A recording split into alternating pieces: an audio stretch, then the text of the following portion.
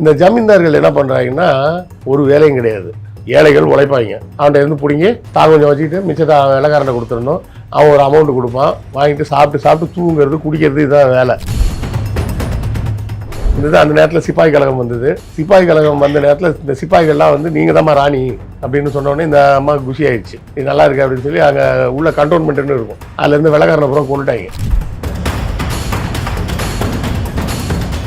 உங்கள் gentleman officers எல்லாம் அவ்வளோ வீரமாக சண்டை போட்டாங்க. ஆனால் இந்த காட்டு மிராண்டி பயலுக்கு பூரா சேர்ந்து அவங்கள கொண்டுட்டாங்க. இந்தியர்கள்லாம் காட்டு மிராண்டி பயலுகளாம். அவங்க நல்லாவே இருக்க மாட்டாங்க, உருப்பட மாட்டாங்க, நாசமாக போவாங்க, நரகத்துக்கு தான் போவாங்க அப்படின்லாம் வெள்ளைக்காரருக்கு லெட்டரை போட்டாங்க இந்த அம்மா.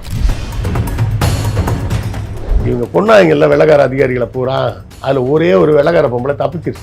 அது தப்பிச்சு என்ன பண்ணியிருக்கு, அந்த ஊருக்கு வெளியே இருக்க சுடுகாட்டில் போய் ஒரு சமாதிக்குள்ளே ஒளிஞ்சிக்கிச்சு. இந்த அமளி துமளிலாம் கொஞ்சம் அடங்கினோடனே இந்த அம்மா அங்கேருந்து எஸ்கேப் ஆகி கல்கத்தா போயிட்டாங்க. கல்கத்தா போய் நேராக போட்டு கொடுத்துட்டாங்க. ஜான்சி ராணி தான் வந்து எல்லா வெள்ளைக்காரனையும் கொண்டதுக்கு ஹெல்ப் பண்ணாங்க அப்படின்னு.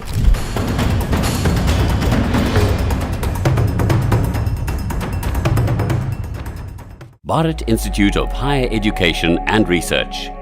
ஒவ்வொரு ஜமீன்தாருக்கும் எங்கெல்லாம் கிழக்கிந்திய கம்பெனி கைப்பற்றிச்சோ அந்த பகுதியில் பூரா அவங்க படையெல்லாம் வச்சுக்கூடாது. அதிகபட்சமாக வேலைக்கு 50 பேர் வச்சுக்கலாம், அதுக்கு மேலே வைக்கக்கூடாது. வருஷத்துக்கு ஒரு அமௌண்ட் தந்துடும், அந்த அமௌண்ட்டை வாங்கிட்டு அந்த வச்சு நீ செலவு பார்த்துக்கோ. ஓகே, ஆனால் யாரையும் அடிமையும் படுத்தக்கூடாது. இல்லை, நீ பக்கத்தில் பாளையத்துக்காரன்ட்டெல்லாம் போய் சண்டைக்கெல்லாம் போகக்கூடாது. ஓகே, படம் இருந்தால் தானே சண்டைக்கு போவீங்க. 50 பேர் தான் உனக்கு ஆளே மொத்தம். 50 பேர் வச்சுட்டு நீங்கள் எங்கே சண்டைக்கு போவீங்க? 50 பேர்னு சொல்கிறதுல ஆம்பளை பொம்பளை எல்லாரும் சேர்த்து, புரியுதுங்களா? நீ ஒரு ராஜா மாதிரியே இருந்து பழகிட்ட, அப்படியே இருந்துக்கோ. அதை மெயின்டைன் பண்ணுறதுக்கு ஒரு 50 பேர் வச்சுக்கோ, அதுக்கு மேலே ஆள் வைக்கக்கூடாது அப்படின்னு கொண்டு வந்தது தான் இந்த ஜமீன்தார்கள்.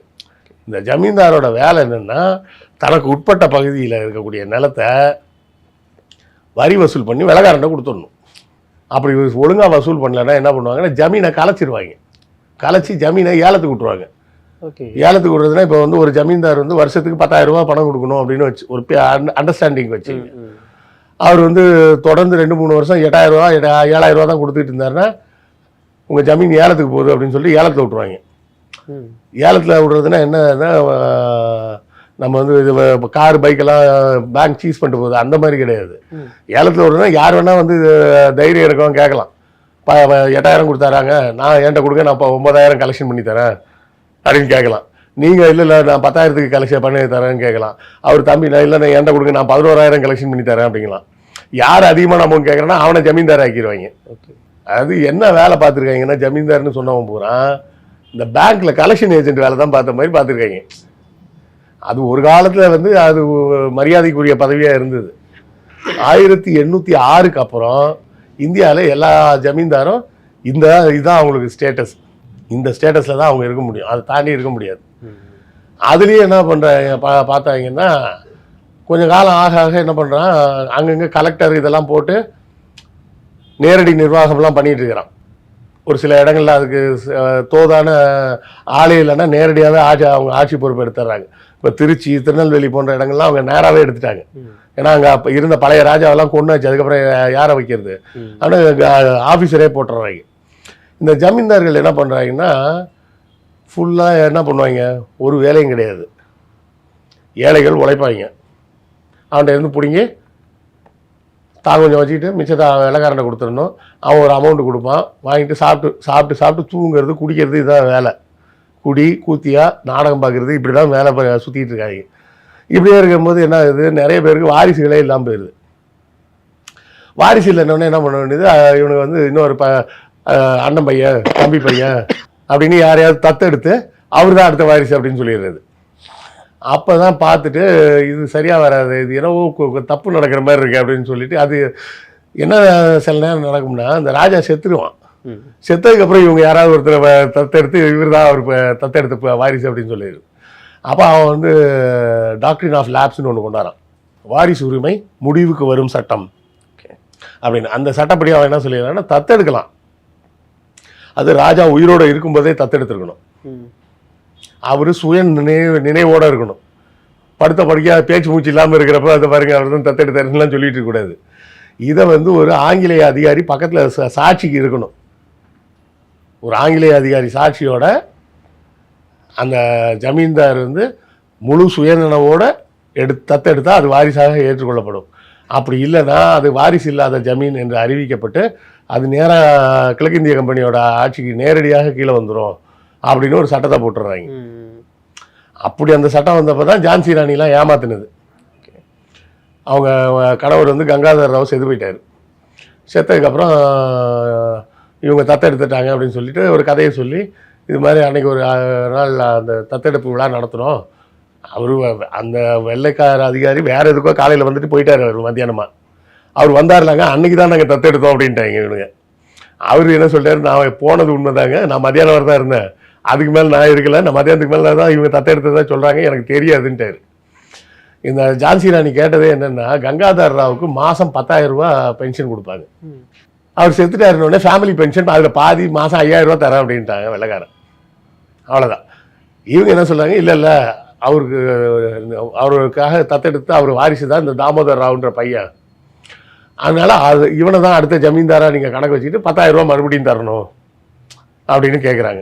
இப்படி பல வருஷமாக கேட்டுக்கிட்டு இருக்காங்க. வெள்ளைக்காரன் அதெல்லாம் முடியாதுன்ட்டான். அதுவும் பார்த்தீங்கன்னா வெள்ளைக்காரன் வந்த இடங்கள்லாம் நல்லா டெவலப் ஆகிருக்கும். வெள்ளைக்காரன் வராத இடங்கள்லாம் ரொம்ப பின்னாடி பின்தங்கி போய் தான் இருந்திருக்கும். ஏன்னா அந்த லெட்டர்லேயே தான் எழுதுறாரு, அங்கே இருக்க ரிட்டர்னிங் ஆஃபீஸருக்கு கவர்னர் எழுதுறாரு, அந்த ஊரில் எதுவுமே வசதி இல்லைன்னு பார்த்தேன், முதல் வேலையாக அந்த ஊரில் எல்லா பிள்ளைங்களும் படிக்கிற மாதிரி ஒரு நல்ல ஸ்கூலை கட்டுங்க, ஒரு ஹாஸ்பிட்டல் கட்டுங்க, ஒரு ஃபார்மசி கட்டுங்க, உடம்பு சரியில்லைன்னா ஏதாவது மாத்திரை மருந்து வாங்கி சாப்பிட்றதுக்கு ஒரு மருந்து கடையை போடுங்க, முதல் வேலையாக இந்த 3 செய்யுங்க, தெருவிளக்குகள் அமைப்பதற்கு பாருங்க அப்படின்னு அந்த லெட்டர் டீட்டெயிலாக போகும். இதை பற்றி நான் தனியாக ஒரு புத்தகமே போட்டிருக்கேன், சரிங்களா. அப்போ இந்த அம்மா முடியாதுன்னுகிட்டே இருந்தது. அந்த நேரத்தில் சிப்பாய் கழகம் வந்தது. சிப்பாய் கழகம் வந்த நேரத்தில் இந்த சிப்பாய்கள்லாம் நீங்கள் தான்மா ராணி அப்படின்னு சொன்னோடனே இந்த அம்மா குஷி ஆயிடுச்சு, இது நல்லா இருக்கு அப்படின்னு சொல்லி அங்கே உள்ள கண்டோன்மெண்ட்டுன்னு இருக்கும், அதுலேருந்து வெள்ளைக்காரனை புறம் கொண்டுட்டாங்க. ஆனால் இந்த வீரர்கள் இங்கே இருப்பாங்கன்னு அந்த அம்மா எதிர்பார்த்தது, அவனுங்க இங்கே இருக்க மாட்டேன்ட்டு அவனுங்க டெல்லிக்கு போகிறேன்ட்டு போயிட்டாங்க. இப்போ என்ன பண்ணுறதுன்னு தெரியலையேன்னு சொல்லிட்டு மறுபடியும் வெள்ளைக்காரன் கூட சேர்ந்துக்கிட்டு இங்கே ஆளே இல்லை, நீங்கள் யாராவது ஆஃபீஸர் அனுப்புங்க அப்படின்னு. இப்போதைக்கு ஆள் அனுப்ப முடியாதுமா, நாங்கள் வேறு வேலையில் இருக்கோம், இந்த சிப்பாய் கழகத்தை அடக்கிற வேலையில் இருக்கோம், ஒரு 6 மாதத்துக்கு நீங்களே அட்மினிஸ்ட்ரேஷன்லாம் பார்த்துக்குங்கன்னு அவங்களுக்கே பவரை கொடுத்துட்றாங்க. இதில் என்ன தப்பு நடந்து போச்சுன்னா, இவங்க கொண்டாங்கல்ல வெள்ளைக்கார அதிகாரிகளை பூரா, அதில் ஒரே ஒரு வெள்ளைக்கார பொம்பளை தப்பிச்சிருச்சு. அது தப்பிச்சு என்ன பண்ணியிருக்கு, அந்த ஊருக்கு வெளியே இருக்க சுடுகாட்டில் போய் ஒரு சமாதிக்குள்ளே ஒளிஞ்சிக்கிச்சு. அந்த அம்மா வீட்டில் வேலை பார்த்த ஒரு வேலைக்காரன் 1 மாதம் அவங்களுக்கு டெய்லி கொண்டு போய் சாப்பாடு கொடுத்துருக்கான் ரகசியமாக. இந்த அமளி துமளிலாம் கொஞ்சம் அடங்கினோடனே இந்த அம்மா அங்கேருந்து எஸ்கேப் ஆகி கல்கத்தா போயிட்டாங்க.